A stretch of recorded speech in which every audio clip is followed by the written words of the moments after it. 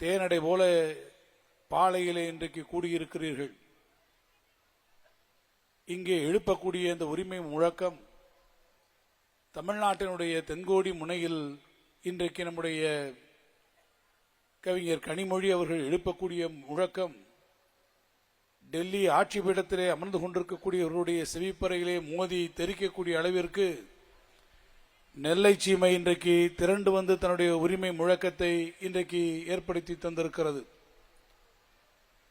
இந்திய திருநாட்டிற்கு ஜனநாயகம் எப்போதெல்லாம் ஆபத்துக்கு உள்ளாக்கப்படுகிறதோ, எப்போதெல்லாம் மாநில உரிமைகள் முடக்கப்பட்டு நம்முடைய குரல் விலை நெரிக்கப்படுகிறதோ, அப்போதெல்லாம் இந்தியாவினுடைய தென்கோடி முனையிலிருந்து மாநில உரிமைகளை பாதுகாக்க, ஜனநாயகத்தை பாதுகாக்க ஒரு குரல் எழும்பும். அந்த குரல் பேரறிஞர் அண்ணாவின் குரலாக இருந்தது. நெருக்கடி நிலை அறிமுகப்படுத்தப்பட்ட போது இந்தியாவின் ஜனநாயகத்தை காப்பதற்காக ஆட்சியை இழக்கக்கூடிய ஒரு குரல் தென் தமிழகத்திலே இருந்து உருவானது. தமிழ்நாட்டினுடைய அந்த குரலுக்கு சொந்தக்காரர் முத்தமிழறிஞர் டாக்டர் கலைஞர் என்பதை நாம் மறந்துவிடக்கூடாது. விசா கொடுமைகளை அனுபவித்தோம், நெருக்கடி நிலையை சந்தித்தோம், ஆட்சி பொறுப்பை இழந்தோம். ஆனால் கொள்கையை நாம் இழக்காமல் நின்றோம். திராவிட முன்னேற்ற கழகம் மீண்டும் மீண்டும் ஆட்சி பொறுப்பிற்கு வந்தது. தலைவர் கலைஞர் 5 முறை ஆட்சி பொறுப்பில் இருந்தார் என்று சொன்னால், கொள்கையை விட்டுக் கொடுக்காமல், கொள்கை என்பது நாம் இடுப்பிலே கட்டி இருக்கக்கூடிய வேட்டிக்கு சமானம் என்கின்ற உணர்விலே நாம் இருக்கக்கூடிய காரணத்தினால்தான் இன்றைக்கும் திராவிட முன்னேற்ற கழகம் ஆட்சி பொறுப்பில் இருந்தாலும் இல்லாவிட்டாலும் ஒரு வீறு கொண்ட இயக்கமாக இருக்கிறது. அதே போல ஒரு நெருக்கடியை இன்றைக்கு மீண்டும் நம்முடைய இந்தியா சந்திக்கிறது. ஒரே நாடு, ஒரே மதம், ஒரே உடை, ஒரே உணவு, ஒரே தேர்தல், ஒரே அதிபர் என்று ஒரு பன்முகத்தன்மை இருக்கக்கூடிய இந்த நாட்டில் ஒற்றை தலைமையை நோக்கி இந்த நாட்டை அழைத்துச் செல்லக்கூடிய ஒரு மாபெரும் சதித்திட்டம் இன்றைக்கு அரங்கேறிக் கொண்டிருக்கிறது. 2 நாட்கள் நடைபெற்றிருக்கக்கூடிய சட்டப்பேரவை கூட்டத்தொடரில் மிக முக்கியமாக நம்முடைய மாண்புமிகு முதலமைச்சர் அண்ணன் தளபதி அவர்கள் ஒரு முக்கியமான தீர்மானத்தை கொண்டு வந்தார். ஒரே நாடு ஒரே தேர்தல் என்று சொன்னால் அதை எதிர்க்கக்கூடிய மாநிலங்களிலே முதன்மை மாநிலமாக இருக்கக்கூடியது தமிழ்நாடாகத்தான் இருக்கும் என்கின்ற தீர்மானத்தை நாம் முன்மொழிந்திருக்கிறோம். காரணம் என்ன? இந்தியா என்பது ஒரு பன்முகத்தன்மை வாய்ந்திருக்கக்கூடிய நாடு. பல மாநிலங்கள், பல மொழிகள், பல்வேறு விதமான கலாச்சாரங்கள், பழைய பண்பாடுகள், இவற்றினுடைய அனைத்தினுடைய உருவகமாக இருக்கக்கூடிய இந்தியாவை ஒற்றைத்தன்மைக்கு கொண்டு வரக்கூடிய முயற்சியாக இந்தியாவிலே இருக்கக்கூடிய அத்தனை மாநிலங்களிலும் ஒரே சமயத்திலே தேர்தல் நடத்தினால் நடைமுறைக்கு முதலிலே அது சாத்தியமாக இருக்குமா? பாராளுமன்ற தேர்தல் நடத்தினால் அதோடு சட்டமன்ற தேர்தல் நடத்துகிறீர்களே, ஏதேனும் ஒரு காரணத்தினாலே டெல்லியிலே இருக்கக்கூடிய சர்க்கார், அந்த சர்க்கார் கலைக்கப்பட்டு விட்டால், குடியரசுத் தலைவருடைய ஆட்சி அமல்படுத்த விட்டால், அதற்கு கீழே இருக்கக்கூடிய மாநிலங்களில் இருக்கக்கூடிய அத்தனை சர்க்காரும் கலைக்கப்படுமா? அதற்கு கீழே இருக்கிறார்களே, இங்கே மேயர்களாக இருக்கிறார்களே, மாநகராட்சி மன்றங்கள் அல்லது உள்ளாட்சி அமைப்புகளுடைய பிரதிகள் அத்தனை பேரும் கலைப்பார்கள் என்றால் சொன்னால் எத்தனை மாநிலங்களிலே எத்தனை முறை தேர்தல் நடத்தப் போகிறீர்கள்? யாரை திருப்திப்படுத்துவதற்காக இந்த தேர்தலை நடத்தப் போகிறீர்கள்?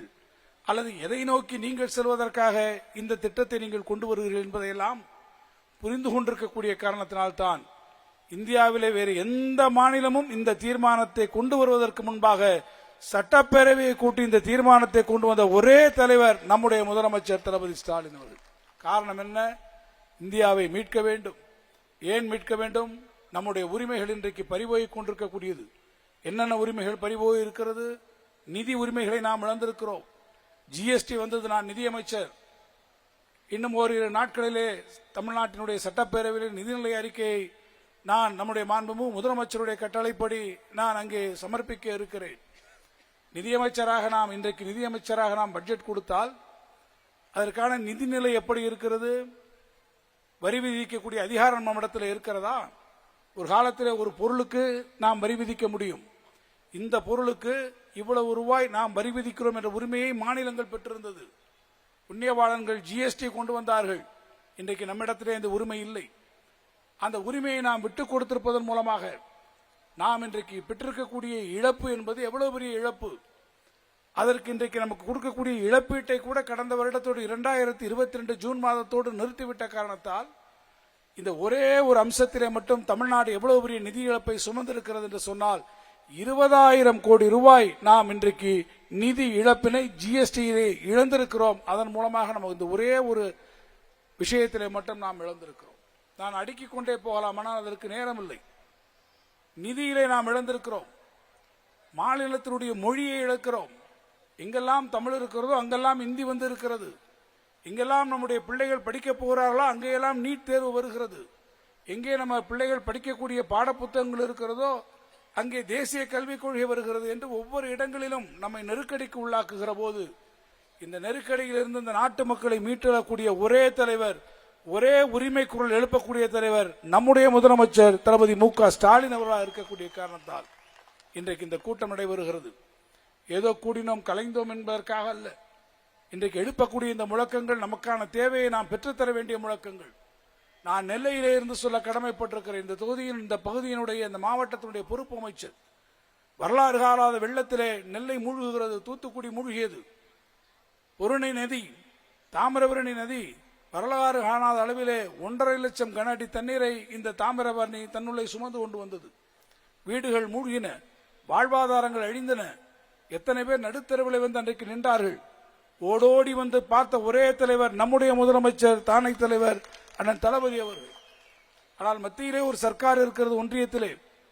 இந்த தங்கம் தென்னரசு இங்கே பேசிக் கொண்டிருக்கக்கூடிய பாழையிலே பேசிக் கொண்டிருக்கக்கூடிய இந்த நொடி வரை ஒரே ஒரு ரூபாய் இந்த திருநெல்வேலியிலே பாதிக்கப்பட்டவர்களுக்கு இந்த ஒன்றிய அரசோ பாஜக அரசோ அளித்திருக்கிறதா என்று கேட்டால் இல்லை இல்லை இல்லை. உங்களை பழிவாங்கக்கூடிய வஞ்சிக்கக்கூடிய ஒரு அரசு இன்றைக்கு ஒன்றியத்தில் இருக்கிறது. வருவார்கள் உங்களிடத்திலே, இன்னும் ஒரு மாதத்திலே உங்களிடத்திலே வருவார்கள், ஓட்டு கேட்டு வருவார்கள். கேளுங்கள், எங்கே போய் இருந்தீர்கள்? நாங்கள் வெள்ளத்திலே சிக்கி இருந்தோமே, மாநில அரசு ஓடி வந்ததே, முதலமைச்சர் ஓடி வந்தாரே, மத்திய அமைச்சர்கள் வந்து பார்த்துவிட்டு சென்றீர்களே ஒழிய ஒரு நயா பைசா காசு இன்றைக்கு வரை தந்திருக்கிறீர்களா? 6,000 ரூபாய் வழங்கிய ஒரே முதலமைச்சர் நம்முடைய முதலமைச்சர். சேதமடைந்த பகுதிகளுக்கு 1000 ரூபாய் வழங்கிய முதலமைச்சர் தளபதி அவர்கள்.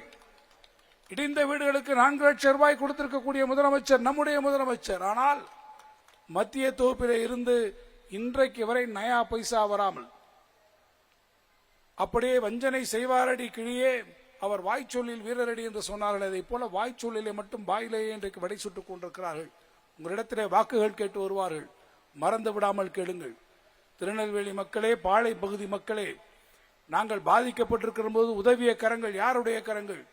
ஓடி வந்த கால்கள் யாருடைய கரங்கள்? எங்கள் கண்ணீரை துடைத்த கரங்கள் யாருடைய கரங்கள்? தளபதி மு.க. ஸ்டாலின் என்கின்ற அந்த கரங்கள் தான் எங்களுக்கு உதவிக்கு வந்தன. அந்த கரங்களும் அவருடைய உணர்வும் தான் இன்றைக்கு இந்த உரிமை குரலை எழுப்பி இருக்கிறது. இந்த உரிமை குரல் தொடரட்டும், பாசிச ஆட்சியை வீழ்த்தட்டும். தமிழ்நாடு நம்முடைய தளபதியினுடைய திராவிட மாடல் ஆட்சியில் இன்றும் பெருமையோடு பீடுநடை போடட்டும் என்று கேட்டு விடைபெறுகிறேன். நன்றி, வணக்கம். தொடர்ந்து இந்த நிகழ்ச்சியிலே நாம் ஆவலோடு எதிர்பார்த்துக் கொண்டிருக்கக்கூடிய கழகத்தினுடைய துணை பொதுச் செயலாளர், நம்முடைய பெருமதிப்பிற்குரிய நாடாளுமன்ற குழுவின் துணைத் தலைவர் கவிஞர் திருமிகு கனிமொழி அவர்கள் உங்களிடத்திலே எழுச்சி உரையை ஆற்றுவார்கள்.